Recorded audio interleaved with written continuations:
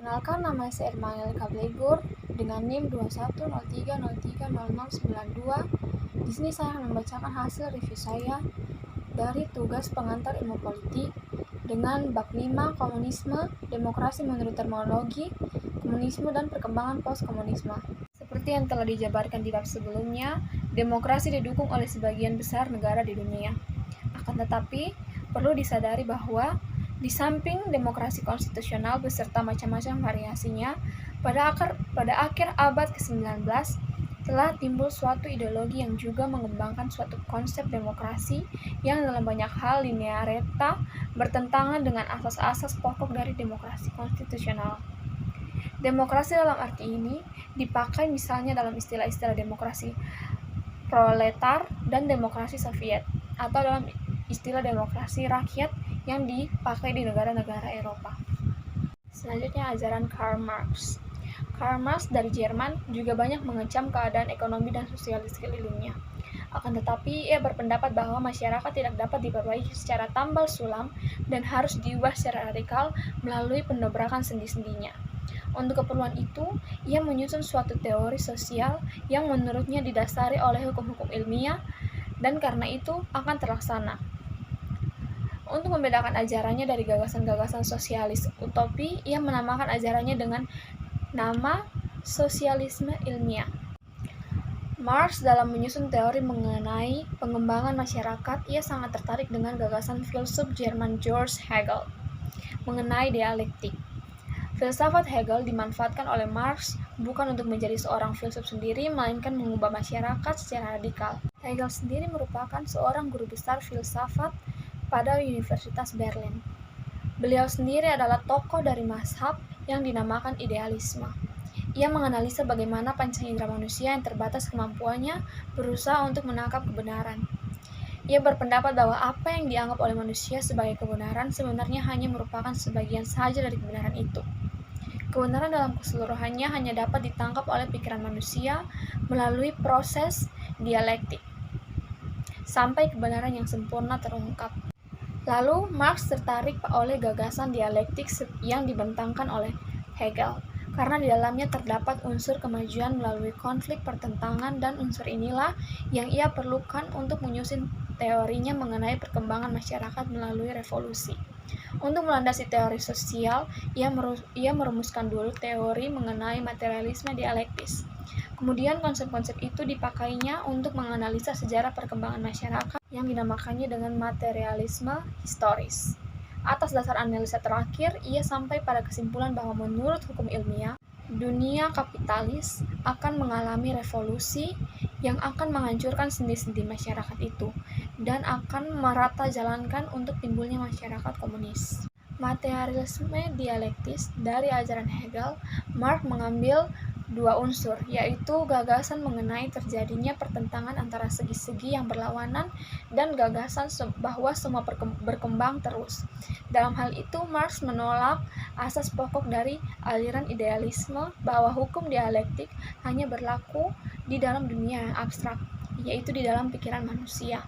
Marx mendandaskan bahwa hukum dialektik terjadi dalam dunia kebendaan, dan sesuai dengan pandangan itu, ia menamakan ajaran itu dengan nama Theonem, menamakan ajarannya materialisme. Selanjutnya, ia berpendapat bahwa setiap benda atau keadaan dalam tubuhnya sendiri menimbulkan segi-segi yang berlawanan. Segi-segi yang berlawanan dan bertentangan satu sama lain ini dinamakan dengan kontradiksi. Dari pergumulan ini, ia akhirnya timbul semacam keseimbangan, dikatakan bahwa benda dan keadaan telah dinegasikan. Selanjutnya, materialisme historis. Pokok-pokok dari materialisme dialektis dipakai oleh Marx untuk menganalisa masyarakat mulai dari permulaan zaman sampai masyarakat di mana Marx berada. Maka dari itu, teori ini disebut materialisme historis. Dan karena itu, materi oleh Marx diartikan sebagai keadaan ekonomi, maka teori Marx juga disebut analisa ekonomis terhadap sejarah. Dalam menjelaskan teorinya, Marx menekankan bahwa sejarah menunjukkan bahwa masyarakat zaman lampau telah berkembang menurut hukum-hukum dialektis, sampai menjadi masyarakat di mana Marx berada. Selanjutnya, perkembangan Marxisme Leninisme di Uni Soviet. Lenin memimpin revolusi tahun 1917 dan menguasai Uni Soviet sampai saat meninggalnya pada tahun 1924. Revolusi ini berhasil membentuk diktator proletariat seperti yang dibayangkan oleh Marx. Undang-Undang Dasar 1918 mencerminkan tahap pertama revolusi yang memusnahkan golongan-golongan yang dianggap penindas seperti tuan tanah, pejabat agama, dan pengusaha. Beberapa gagasan Lenin ialah: pertama, melihat pentingnya peranan kaum petani dalam menyelenggarakan revolusi. Kedua, melihat peranan suatu partai politik yang militan yang terdiri atas profesional revolutionaries untuk memimpin kaum proletar dan merumuskan cara-cara. Ketiga, melihat imperialisme sebagai gejala yang memperpanjang hidup kapitalisme, sehingga kapitalisme sampai saat ini belum mati. Lenin juga mengintroduksi istilah sosialisme untuk masa yang akan disebut oleh Marx tahap pertama masyarakat komunis. Selanjutnya, pandangan mengenai negara dan demokrasi. Golongan komunis selalu bersikap ambivalen terhadap negara. Marx yang dimana-mana dihadapkan dengan aparatur kenegaraan yang dianggap menghalangi cita-citanya, berpendapat negatif terhadap negara. Negara dianggapnya sebagai suatu alat pemaksa yang akhirnya akan melenyap sendiri dengan munculnya masyarakat komunis. Kata Marx dan Engels, negara tak lain dan tak bukan hanyalah mesin yang dipakai oleh satu kelas untuk menindas kelas lain. Dan dikatakan selanjutnya bahwa negara hanya merupakan suatu lembaga transisi yang dipakai di dalam perjuangan untuk menindas lawan-lawan dengan kekerasan. Lenin mendukung penuh dua gagasan Marx. Lenin menganggap diktator proletariat yang merupakan transisi dari masyarakat kapitalis ke masyarakat komunis merupakan negara. Dalam arti kata itu pula dikatakan bahwa diktator proletariat merupakan organisasi pelopor dari orang-orang yang ditindas sebagai kelas pengusaha untuk menghancurkan kaum penindas. Dan ini tercermin dalam Undang-Undang Dasar Uni Soviet 1918. Demokrasi pada tahap ini menurut Lenin bersifat demokrasi untuk mayoritas dari rakyat dan penindasan dengan kekerasan terhadap kaum penghisap dan penindas. Dengan jalannya menyingkirkan mereka dari demokrasi. Menurut Lenin, demokrasi ini sudah merupakan perbaikan terhadap demokrasi berjuasi yang menurut Lenin merupakan demokrasi untuk minoritas terhadap mayoritas yang tidak mempunyai hak demokrasi. Terhadap kecaman bahwa diktator dan demokrasi pada hakikatnya bertentangan satu sama lain, Lenin menandaskan bahwa diktator dan demokrasi merupakan dua muka dari lencana yang sama. Mengenai lenyapnya negara dengan tercapainya komunisme, dikatakan Lenin bahwa negara akan melenyapkan sama sekali manakala masyarakat menerima prinsip bahwa setiap orang bekerja menurut kesanggupannya, setiap orang menerima menurut kebutuhannya. Akan tetapi, pemimpin-pemimpin pengganti Lenin menganggap perlu akan mengubah dan menambah kedua gagasan ini karena dihadapkan dengan kenyataan bahwa komunisme di Uni Soviet pada suatu ketika mungkin akan tercapai. Pada saat nanti akan timbul permasalahan apakah dengan demikian Uni Soviet akan melenyap sebagai negara.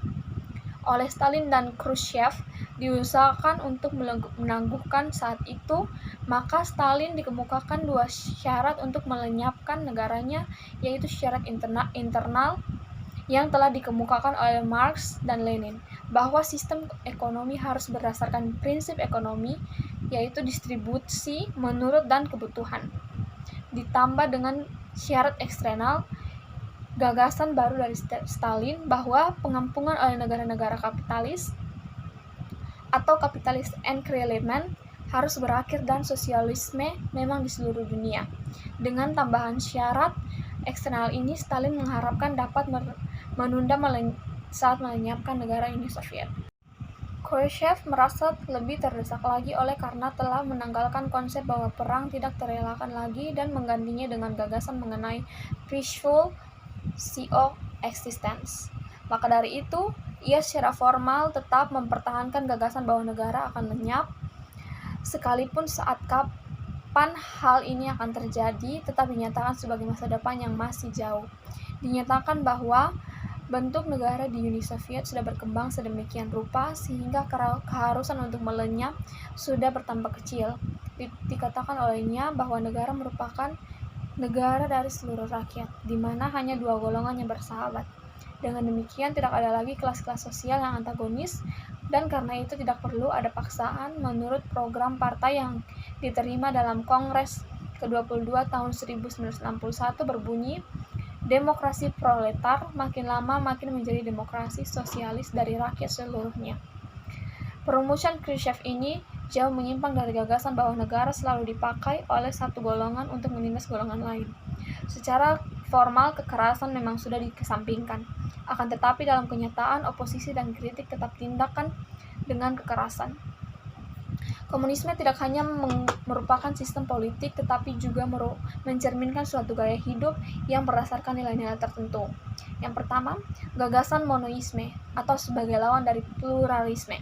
Gagasan ini menolak adanya golongan-golongan di dalam masyarakat sebab dianggap bahwa setiap golongan yang beraliran pikirannya merupakan perpecahan. Akibat dari gagasan ini ialah bahwa persatuan dipaksakan dan oposisi ditindas. Yang kedua, kekerasan dipandang sebagai alat yang sah dan harus dipakai untuk mencapai komunisme. Kedua, terhadap pengikutnya yang dianggap masih kurang dewasa. Ketiga, negara merupakan alat untuk mencapai komunisme. Karena itu, semua alat kenegaraan seperti polisi, tentara, kejaksaan dipakai untuk diabdikan kepada tercapainya komunisme, atau sering disebut sebagai sistem mobilisasi atau mobilization system sebagai lawan dari sistem perdamaian. Selanjutnya, demokrasi rakyat. Menurut peristilahan komunis, demokrasi rakyat adalah bentuk khusus demokrasi yang memenuhi fungsi diktator proletar. Pertumbuhan demokrasi rakyat berbeda-beda di tiap-tiap negara, sesuai dengan situasi sosial politik setempat. Di Uni Soviet, sebagai hasil dari perkembangan politik yang amat kaku dan penuh ketegangan antara golongan komunis dan golongan anti-komunis, pada akhirnya hanya diakui satu partai dalam masyarakat. Golongan-golongan lainnya disingkirkan secara paksa. Ciri-ciri demokrasi rakyat berbentuk dua. Pertama, suatu wadah front persatuan yang merupakan landasan kerjasama dari partai komunis dengan golongan-golongan lainnya dengan penguasa. Yang kedua, penggunaan beberapa lembaga pemerintahan di negara yang lama. Selanjutnya, demokrasi nasional.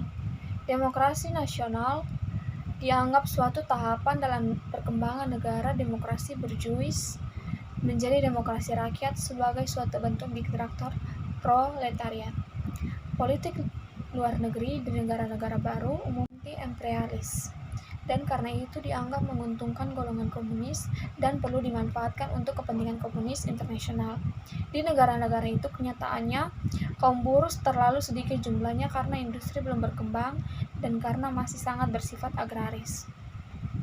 Oleh karena itu dianjurkan perjuangan taktik front persatuan nasional dengan golongan petani, inteligensia, dan berjuais nasional di bawah pemimpinan golongan komunis. Selanjutnya, kritik terhadap komunisme dan runtuhnya kekuasaan komunis. Kecaman terhadap komunisme datang baik dari kalangan non-komunis dan anti-komunis, maupun dari dunia komunis sendiri dan dari dunia non-komunis. Kritik terutama ditujukan kepada unsur paksaan dan kekerasan, kepada pembatasan atas kebebasan politik, seperti menyatakan pendapat, dan kepada diabaikannya martabat perorangan untuk kepentingan umum yang pada hakikatnya ditentukan dan dirumuskan oleh suatu elit yang kecil. Di kalangan komunis sendiri dikenal pola Yugoslavia dan bentuk ekstrim dalam diri Milovan Djilas yang secara politis dan ekonomis merupakan penyimpangan yang paling jauh dari pola yang pernah digariskan oleh Uni Soviet.